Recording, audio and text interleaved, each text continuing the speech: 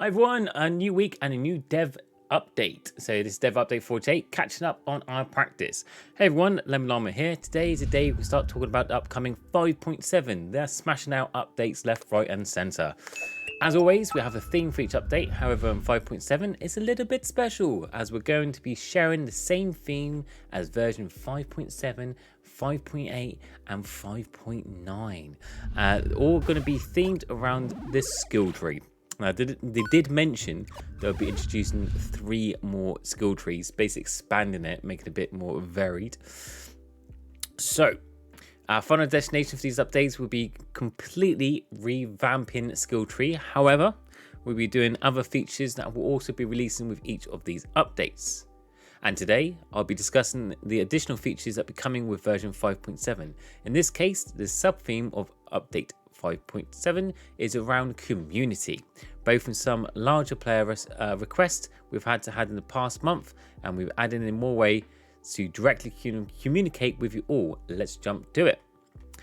First off, we received a lot of feedback around being able to properly optimize and test out your raid cards. As such, we've given Lemmy a bit of an upgrade to help you plan out your decks in advance and find the best decks combinations.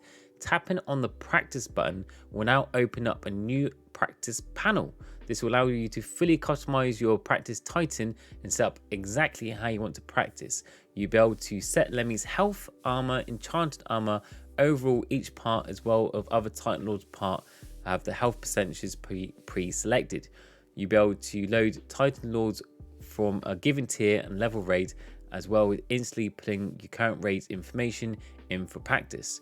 You'll also be able to select your area bonus, enemy bonus and cursed armor bonus. Overall, this should allow players to freely test out the decks in any scenario to find out what's best works for your clan raid. That's pretty good if you're pretty hardcore and you're like high tier and you want to make sure you've got the best selection, best strats for very late game tiering. Maybe tier 4 with the abyssal armor is pretty tricky, so you can test it out. But to be honest, I mean, you kind of know which was your meta decks, the best decks to use anyway, and that's what the retries button's for. So you can retry it. If you don't like it, you just press exit and it doesn't count the shot anyway. Don't get me wrong, no, anything extra and goods is better than nothing, but I think it's a little extra that I personally wouldn't be used. I probably won't never use it. It's just because, as I said, like, I know the best decks I want to use, the highest level cards and the decks I use, and I just keep pressing retry until I get a good RNG, and if it is good, I'll save it. If not, or even if I don't like the combination I do, I just press exit, don't count the shot, and then select a different card. So you kind of like can test it live. So this test feature, you may not possibly need it. I don't know. I think maybe it's for late or high tier raiding, for them to pre-strat to make sure they've got the right strat going forward, so you don't miss a raid or you don't fail a raid. I don't know. Let me know what you guys think. If it's a good, if we be using it, we be in what way, in what strat we be using it. Let me know. In addition to making it a bit easier to test out your cards for raids, we also wanted to make some tweaks to making raiding a bit easier to complete. We ran a poll back in 78 discussing a raid attack catch-up mechanic, and the results were so positive that we decided to add this into the game. Life can keep us busy, and we want to give players an opportunity to make up for raid attacks that they missed during a 12-hour window. As such, raid attacks will now be cumulative, where each cycle reset will increase your overall bank of raid attacks. You're free to use these attacks in whatever raid cycle you want, although you still be limited by your decks each cycle, and as such, it will still be ideal to use more powerful deck as each cycle, but players who do miss hits will be able to use those hits later when they are available. That's pretty good.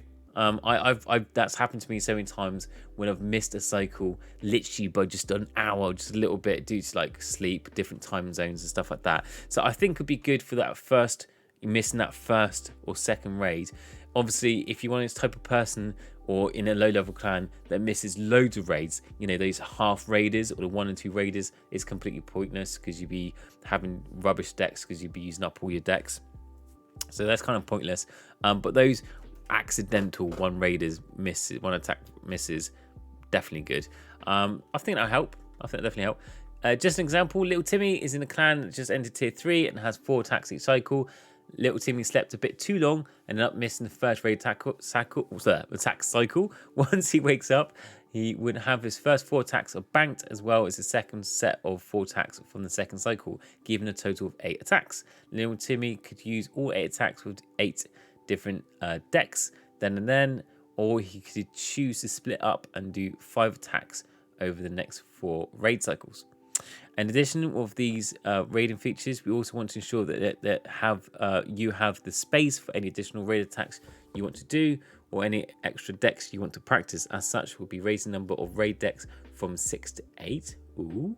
And a bit easier to have some pre-made decks to complete your attacks. It's no excuse now. We can all do some hardcore raiding. I expect you all to be tier 4 next week. Well, when this update comes out, probably help. But as soon as this update come out, you guys have got a week to tier 4 it. Otherwise, you are just a noob. For Titans 2, we've long been supported by the community, and we want to help improve the feedback loop between players and developers. We continue to take a player feedback whenever it is offered to us, whether as a social media, here on Reddit, in Discord, or directly through GameHive, or through Soulrise's gaming YouTube channel, community events, and just comment below.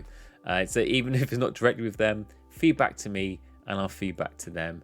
Always feedback to me and I ignore it, and then you can leave some like comments saying stop ignoring me, and then I ignore you even more, and I realise the reason I've been ignoring you because I've been stuck on the toilet. But as soon as I get off the toilet, I will answer your comments. So yeah, big poos. Anyway, however, in version 5.5 we'll be adding our way for players' feedback to be given directly in-game, as well as in-game rewards offered for your feedback. Hey, hang on. I hope it was the in-game rewards for feedback. It's legit feedback, or maybe it's a rating system, like basically a questionnaire sheet. Because I can just imagine people just doing feedback for the sake of rewards and giving shit feedback. So hopefully it's just like a quick questionnaire maybe once a month, so everyone can get the same rewards. Because I'm worried that'd be negatively fed back. Because if you get like rewards just for feeding back, people are just going to feed back rubbish and it won't help in any way. At regular intervals, we'll be releasing player polls straight into Ingot. I literally just answered it myself. I should really read the rest of the statement before I put it in my mouth. Yeah. Simply tell us what you think about the subject at hand, and then you'll be able to see how the community at large feels about the polls, as well as getting a sweet reward. These polls should allow us for targeted feedback more often than before, and we can continue to work together to make Tap Titans 2 as fun as possible. TT2 forever. As if you have any suggestions or what you'd like to see the poll community, or feel free to comment below and send out multiple polls to get a sense of future designs and how the community enjoys various aspects of the game, and let us know what we want to see first. Now, I haven't talked much about skill trees and dev updates. We're posting up on the big changes of making version 5.7 next week. As a little sneak peek, I can see that are going to be massively overhauled. 3 of the skill trees updated, and new skills and other neat benefits. With a new legendary set will released with the update as well. I think if you can guess one of the skill trees we'll be working on, can you guess the other 2? So, Skybound Shepherd, pet damage, dual zip splash count. Hopefully there isn't too much teasing. We've got some good stuff coming up, like seen Tapston before, and then it says basically just leave a comment for feedback. Obviously the first one's going to be Night Tree, so new skills along the night, you reckon? Damn it, little Timmy. So what do you reckon about the update then? So obviously the practice on the Titan, that's kind of cool. The raid attacks, so missing 12-hour window and having multiple choices about how you get raid attack, I think is actually really good. I'm looking forward to that. So out of that little snippet, I think the raid attack's really cool. The revamp on a skill tree is going to be a massive change, because I imagine the more skill trees get introduced, the more builds, because at the moment there's only really Pet, Shadow Clone, Heavenly Strike, Clan Ship, and then a dagger build. But I'm not too sure about dagger build, but I'm guessing as we open it up, it'd be hybrids, a bit of mixing, seeing how that changes and how it improves the speed of the game. So I will be, once I kind of have to wait till all the skills get updated before I do a new skill build video guide. Same, I have got a raid guide video for tier 4 coming out very soon, so that should be next week or end of this week. So hopefully I'll get out any day now. Apart from that, if you have enjoyed the video, same as always, leave a comment, like and love, and I'll see you all in the next one. Take care. Bye.